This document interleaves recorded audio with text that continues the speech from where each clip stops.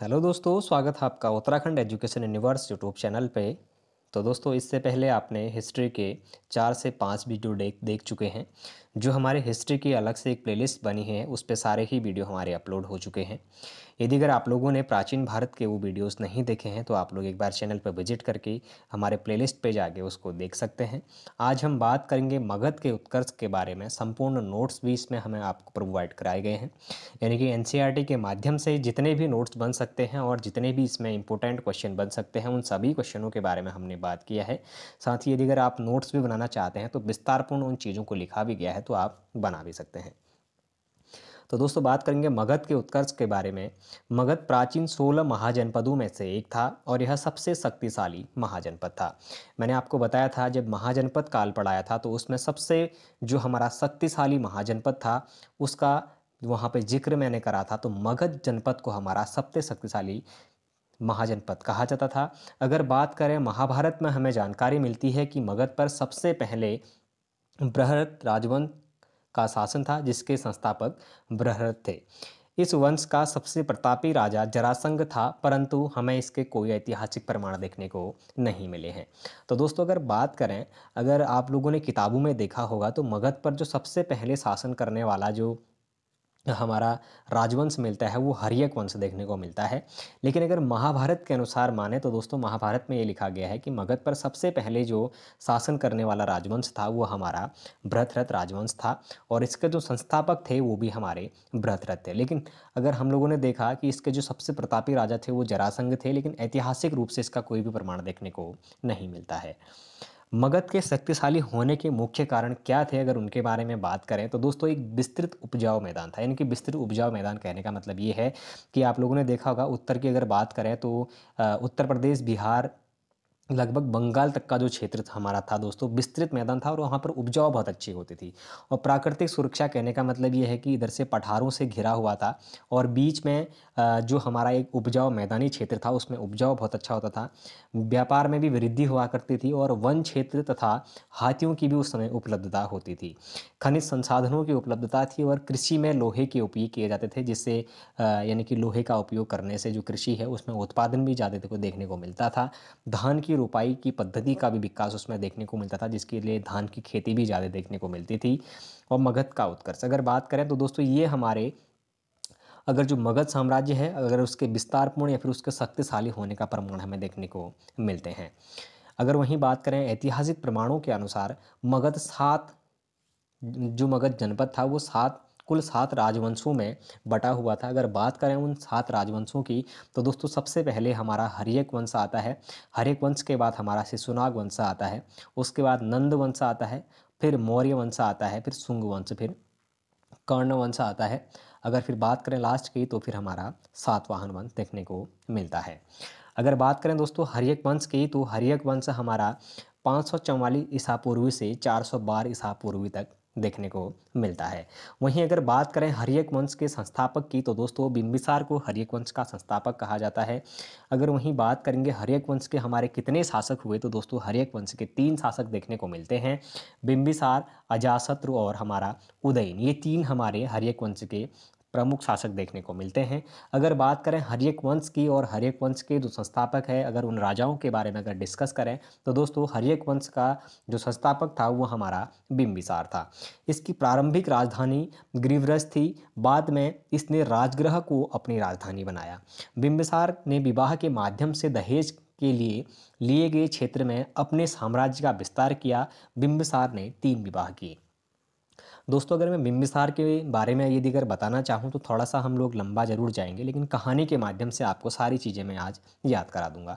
तो दोस्तों, जो बिंबिसार था, ये थोड़ा उस प्रकृति का बंदा था कि जो महिलाएं अगर दिख गई, तो महिलाओं को जिनके पास बहुत ज़्यादा संपत्ति थी या फिर ऐसी महिलाओं को ढूंढता था जिनसे इसको बहुत ज़्यादा दहेज मिले और कोई बड़ा सा क्षेत्र मिले, तो ऐसी महिलाओं को ढूंढता था और उन महिलाओं को ढूंढने के बाद उनसे शादी कर लेता था। कहने का मतलब ये है कि अपने क्षेत्र विस्तार के लिए महिलाओं से शादी करना इसने अपना एक महत्वपूर्ण कदम माना खुद का। अगर बात करें तो बिंबिसार ने दोस्तों 3 विवाह किए और प्रथम विवाह जो दोस्तों कौशल राज की जो पुत्री थी, प्रसेनजीत की बहन महाकौशला देवी से किया था। इस विवाह में उन्हें दहेज में काशी प्रांत प्राप्त हुआ था। अगर दूसरे विवाह की बात करें तो चेलना छलना से किया। यह वैशाली की लिच्छवी राजकुमारी थी।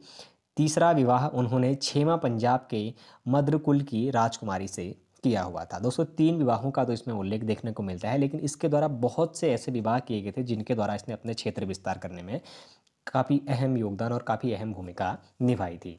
बिंबिसार ने अपने शासन काल में अंग राज्य को जीता था तथा उसे अपने राज्य में मिला लिया। उसने वहाँ का सेनापति अपने पुत्र अजाशत्रु को बनाया। इसके समय अवंती के राजा प्रद्योत पांडुरोग से ग्रस्त हो गया था। उसने ठीक करने के लिए बिंबिसार ने अपना राजदूत जीवक को भेजा। जीवक के इलाज से प्रद्योत स्वस्थ हो गए। दोस्तों अगर बात करें बिंबिसार के बारे में, तो दोस्तों इसके शासनकाल में जो अंग राज्य था उसको जीतने के बाद इसका जो नज़र थी वो अवंती की ओर भी थी, और अवंती का जो राजा था वो चंद्रप्रद्योत था। चंद्रप्रद्योत की अचानक से दोस्तों तबीयत खराब हो जाती है, और तबीयत खराब होने के कारण जो हमारा बिंबिसार का जो वैद्य होता है जीवक, उसको भेजा जाता है, और जीवक का उसका जो उपचार है उसको करने के बाद चंद्रप्रद्योत एकदम से सही हो जाता है, और जो अवंती का क्षेत्र है वो भी बिंबिसार के साथ मिलकर बिंबिसार को अपने क्षेत्र में विस्तारित करने को दे देता है। यानी कि जो हमारा चंद्रप्रद्योत था इसको जीवन देने का जो काम किया वो बिंबिसार ने किया। उसका जो वैद्य था जीवक के द्वारा ये काम किया गया, और चंद्रप्रद्योत के द्वारा जो अपना क्षेत्र था अवंती वो बिंबिसार को दे दिया गया। तो दोस्तों ये जो ये जीवक है ये भी नाम याद रखने का एक, क्योंकि क्वेश्चन आप पूछा जा सकता है, तो इसको भी याद रखना आप लोगों के लिए एक महत्वपूर्ण साबित रहेगा। अगर फिर बात करें दोस्तों बिंबिसार के बारे में, तो दोस्तों बिंबिसार अब इतना समय इसने शासन कर दिया था कि उसके बाद जो अजाशत्रु था, अजाशत्रु भी उससे कहने लगे कि अब हमें भी गद्दी पर बैठने दीजिए, आप तो शादी पे शादी किए जा रहे हैं, साम्राज्य में जो आपका विस्तार है उसको करने में लगे हुए हैं, लेकिन आप हमारे बारे में भी सोचिए। तो बिंबिसार फिर शादी करने में लगा हुआ था, लेकिन एक समय ऐसा आता है कि अजातशत्रु बहुत ज़्यादा क्रोधित हो जाता है कि मैं बूढ़ा होने लग गया हूँ, पिताजी अभी तक गद्दी में बैठे हैं, और ये अपने पिता की हत्या कर देता है, यानी कि भाला से अपने पिताजी को मार देता है अजातशत्रु। तो दोस्तों जो अगर अजातशत्रु के शासनकाल की बात करें तो 492 ईसा पूर्व से 461 ईसा पूर्व तक इसका शासन रहता है।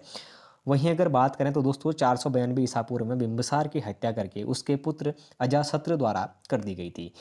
उसकी मृत्यु के पश्चात अजातशत्रु ने अपना शासन प्रारंभ किया, अतः इसे पितृहंता कहा गया। दोस्तों अब अपने पिता को मारने के कारण इसको पितृहंता की उपाधि भी इसको दी गई। अजातशत्रु का अर्थ शत्रु का नाश करने वाला होता है दोस्तों। इसे कुणिक भी कहा जाता था। अजातशत्रु के काल में ही पहली बौद्ध संगति भी देखने को मिलती है। अजातशत्रु ने वैशाली पर आक्रमण करके उसे मगध में मिला लिया। इस युद्ध में उसने 2 नए हथियार रथमूसर और महाशिला कंटक का प्रयोग किया था। दोस्तों अगर बात करें जो ये वैशाली वाला क्षेत्र था, इसके लिए बिंबिसार बहुत समय पहले से इसको लड़ने के इस लड़ाई लड़ता था कि ये वाला जो क्षेत्र है वो अपने क्षेत्र विस्तार करके उसको अपने अधीन कर ले।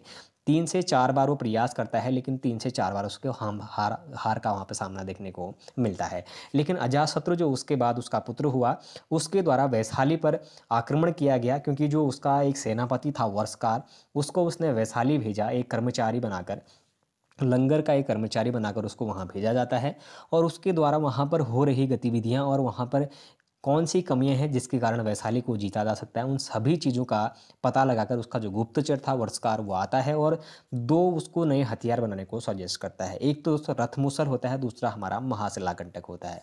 जो रथमूसल होता है दोस्तों एक धनुष बाण टाइप का एक हथियार होता था। दूसरा जो महाशिला कंटक है, आप लोगों ने देखा होगा महाभारत कालीन भी हमारे जिस तरीके से एक जेसीबी के आगे का बॉकेट रहता है उसमें पत्थर डाल के एकदम फेंकने वाला एक हथियार रहता था, तो उसको महाशिला कंटक के नाम से भी जाना जाता था। तो ये 2 मुख्य हथियारों के कारण वैशाली को भी अजातशत्रु के द्वारा विजित कर लिया जाता है। फिर अगर बात करें दोस्तों अजातशत्रु का जो शासनकाल था उस बीच में ही उदयन के द्वारा अजातशत्रु की हत्या कर दी जाती है। अब यहाँ पे पिता की हत्या करने वाला जो सीन है वो चल रहा है। अब उदयन ने क्या कर दिया कि अजातशत्रु की हत्या कर दी। अगर बात करें अजातशत्रु के बाद जो हमारा उदयन है उसके शासनकाल की, तो 461 ईसा पूर्वी से 445 ईसा पूर्वी तक इसका भी शासन रहता है। इसने भी अपने पिता की हत्या करी, तो इसलिए इसको भी पितृहंता के नाम से जाना गया। इसने गंगा एवं सोन नदी के संगम के समीप एक शहर की स्थापना करी जिसका नाम पाटलिपुत्र रखा गया। दोस्तों जो ये पाटलिपुत्र है इसको वर्तमान में हमारा पटना कहा जाता है, जो बिहार में स्थित है। तो दोस्तों इसने क्या करा, जो गंगा और सोन नदी है उसके समीप एक शहर की स्थापना करी, जिसका नाम इसने पाटलिपुत्र रखा। इसने राजगृह से राजधानी बदलकर पाटलिपुत्र में अपनी राजधानी बना दिया। ये क्वेश्चन भी पूछा जाता है कि वह कौन सा मौर्यकालीन वह कौन सा शासक था जिसने सर्वप्रथम अपनी राजधानी पाटलिपुत्र को बनाया। तो दोस्तों उदयन के द्वारा सबसे पहले जो अपनी राजधानी है वो पाटलिपुत्र को बनाया जाता है। उदयन के बाद उसका पुत्र नागदशक गद्दी पर बैठा। अब दोस्तों उदयन का सेम मेन दिक्कत यह हो गई थी कि उदयन ने अपने पिता अजातशत्रु की हत्या करी थी। तो उदयन भी पहले से डरा हुआ था कि जो उसका पुत्र था नागदशक कहीं उसकी हत्या न कर ले। तो वो पहले से ही नागदशक को पहले बता देता है कि यदि अगर तुम्हें गद्दी पर बैठना होगा या तो तुम्हें राजा बनना होगा तो तुम मुझे बता देना, मैं तुम्हें प्यार से गद्दी पर बिठा दूंगा, तुम्हें तुम्हारा शासन करने दूंगा। तो जो उसका पुत्र था नागदशक, वह एक अयोग्य शासक था। अब वो अयोग्य शासक होने के कारण उदयन के द्वारा इसको राजा बना दिया जाता है, और जो उसका सेनापति है शिशुनाग वो उसको मारकर नए वंश की ही वहाँ पर स्थापना कर देता है। यानी कि जो हर्यक वंश था हमारा, उसका जो समापन है वो हमारे शिशुनाग के द्वारा कर दिया जाता है और नए वंश की स्थापना कर दी जाती है। यानी कि अगर हर्यक वंश का अंतिम शासक कौन था अगर क्वेश्चन पूछा जाता है तो नागदशक हमारा हर्यक वंश का अंतिम शासक था। फिर वहीं अगर बात करें शिशुनाग वंश की तो दोस्तों शिशुनाग वंश हमारा 412 ईसा पूर्वी से 394 ईसा पूर्वी तक चला। इस वंश का संस्थापक हमारा शिशुनाग था। इसने अपनी राजधानी वैशाली को बनाया। अब दोस्तों आप लोगों ने देखा होगा, थोड़ी देर पहले आप लोगों ने देखा था कि जो उदयन था उसके द्वारा राजधानी पाटलिपुत्र बनाई गई थी, लेकिन अब जो शिशुनाग आया तो इसने पाटलिपुत्र से राजधानी को हटाकर फिर से वैशाली को बना दिया। अब बात करें तो शिशुनाग वंश की जो शिशुनाग ने जो राजधानी थी वैशाली बनाई, लेकिन अब शिशुनाग वंश का जो दूसरा शासक था कालाशोक, इसके द्वारा पाटलिपुत्र राजधानी बनाई गई। और कालाशोक के समय ही हमारी द्वितीय बौद्ध संगति भी देखने को मिलती है। अगर बात करें जो हमारा शिशुनाग वंश है, शिशुनाग वंश के अंतिम शासक की, तो दोस्तों नंदीवर्मन अंतिम शासक हुआ जिसकी हत्या महापद्मनंद यानी उसके ही सेनापति के द्वारा कर दी जाती है और नंद वंश की स्थापना कर दी जाती है। अब दोस्तों देखो, अब नंद वंश आ चुका है तो नंद वंश का जो संस्थापक है वो हमारा महापद्मनंद हो जाएगा। अगर बात करें जो हमारा नंद वंश है उसमें महापद्मनंद के कार्यकाल की, तो दोस्तों 344 ईसा पूर्वी से 326 ईसा पूर्वी तक इसने भी शासन किया। अब जानते हैं कि महापद्मनंद ने क्या कार्य किए। नंद वंश का संस्थापक महापद्मनंद था। पुराणों में उल्लेख मिलता है कि नंद वंश का शासक शूद्र था। महापद्मनंद इस वंश का सबसे महान शासक था जिसने अनेक क्षत्रिय राजाओं को जीतकर अपने राज्य में सम्मिलित किया। महापद्मनंद को सर्वक्षत्रांतक की उपाधि धारण की। इसने कलिंग जीतकर एकराट की उपाधि हासिल की, अर्थात क्षत्रियों का नाश करने वाला, जिसका अर्थ होता है। तो दोस्तों सर्वक्षत्रांतक जो हमारा शब्द है उसका अर्थ होता है कि क्षत्रियों का नाश करने वाला। और दोस्तों एक तो क्या था कि ये जो हमारा महापद्मनंद था ये शूद्र राजा था, और अभी तक का जो कार्यकाल चल रहा था उसमें सिर्फ क्षत्रियों को राजा बनने का अधिकार था। तो इसने क्या करा, जितने भी क्षत्रिय राजा थे उनका जो साम्राज्य था उसको जीतकर अपने साम्राज्य में सम्मिलित कर लिया और सर्वक्षत्रांतक की उपाधि इसने धारण कर ली, इनके सभी क्षत्रियों का नाश करने वाला, जिसका अर्थ होता है। अगर वहीं बात करें दोस्तों, इसने कलिंग का जो क्षेत्र था उसको भी जीता और एकराट की उपाधि इसने वहाँ पर धारण कर ली। फिर अगर बात करें दोस्तों घनानंद की, तो दोस्तों अगर बात करेंगे घनानंद की, तो घनानंद का जो शासनकाल था वो 326 ईसा पूर्वी से लेके 322 ईसा पूर्वी तक देखने को मिलता है। आप लोगों ने देखा होगा जब हमारा सिकंदर यहाँ पर आता है तो ईरानी जो लोग जब भारत में प्रवेश करने वाले होते हैं तो उस समय घनानंद का शासन चल रहा होता है और नंद वंश का ये अंतिम शासक भी देखने को मिलता है। यह बहुत ही क्रूर शासक था। यह शासक सिकंदर के समकालीन था। दोस्तों क्रूर तो था ही ये, लेकिन घमंडी टाइप का एक शासक था, यानी कि जो हूँ तो मैं हूँ और जो निर्णय मेरा है वो सर्वमान्य है, इस टाइप की इसकी विचारधाराएं थी और इस सिकंदर के भी समकालीन था। इसी के समय में 326 ईसा पूर्व में मैसेडोनिया का शासक सिकंदर ने पश्चिमोत्तर भारत पर आक्रमण किया था। इसने अपने दरबार से चाणक्य का अपमान करके निकाल दिया, जिस कारण चाणक्य ने अपने प्रिय शिष्य चंद्रगुप्त मौर्य के सहयोग से घनानंद पर आक्रमण करके उसे पराजित किया और उसके बाद मौर्य वंश की स्थापना करी। अगर दोस्तों मैं इसके बारे में अगर आपको बताऊं तो जो घनानंद था ये एक बार यानी कि जो अपनी दासियां थी या फिर इसका वहाँ पर जो महल था वहाँ पर इसके नाच गान चल रहे थे। उस बीच जो हमारे चाणक्य होते हैं इनको पता है कि वहाँ से सिकंदर आ रहा है और जो सिकंदर है वो विश्व विजेता के नाम से भी जाना जाता है, तो उनको डर था कि जो मगध वाला क्षेत्र है उस पर सिकंदर का कहीं हाथ ना हो। तो ये किसी भी हाल में घनानंद के पास जाके उनको बताना चाह रहे थे कि किस तरीके से हमें सिकंदर से बचना पड़ेगा या फिर उससे लड़ना पड़ेगा। लेकिन जो घनानंद था वो अपने मस्ती में लीन था, और जब उससे चाणक्य बात करते हैं इस बारे में, तो वो चाणक्य को अपने दरबार से भगाकर उनकी चुटिया खोल के उनका अपमान कर लेता है। तो उसी दिन जो चाणक्य हैं दोस्तों, इनके द्वारा एक प्रण लिया जाता है कि जब तक वो घनानंद का सर नहीं कटवा देते तब तक वो अपनी चोटी नहीं बांधेंगे। तो आप लोगों ने देखा होगा चाणक्य के बाल उस समय खुले भी देखने को मिलते हैं कहीं फ़ोटोज़ पे। तो दोस्तों ये जो हिस्ट्री थी वो हमारी घनानंद की थी, और घनानंद जब ये काम करते हैं तो इसकी जानकारी हमारे चंद्रगुप्त मौर्य को नहीं होती है।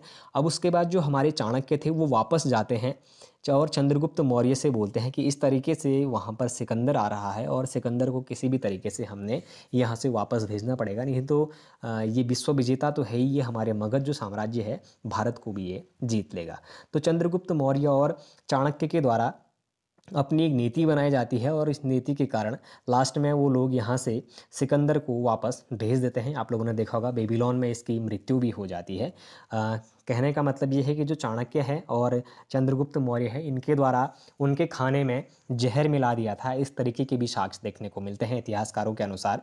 तो दोस्तों ये जो हमारा घनानंद था, जब सिकंदर को वापस भेजता है चंद्रगुप्त मौर्य यहाँ से, जब विफल हो जाता है कि भारत में वो अब नहीं टिक पाएगा, तो दोस्तों उसके बाद जो चाणक्य है वो चंद्रगुप्त मौर्य को बताता है कि घनानंद ने मेरे साथ ऐसी क्रूरता करी थी। तो चंद्रगुप्त मौर्य जाता है और जाकर घनानंद को मार देता है, और घनानंद की हत्या करने के बाद एक नए वंश की स्थापना करी जाती है जो मौर्य वंश था।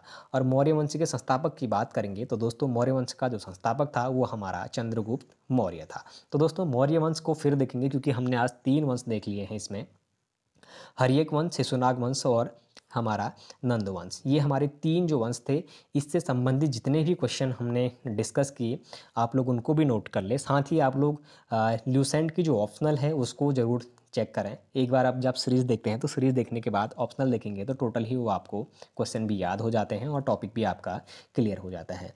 अगर दोस्तों यदि अगर आप लोगों को ये सीरीज़ पसंद आ रहा हो तो आप लोग चैनल को ज़रूर सब्सक्राइब करें, अपने दोस्तों के साथ चैनल को ज़रूर शेयर करें, लाइक करें, कमेंट करें। धन्यवाद।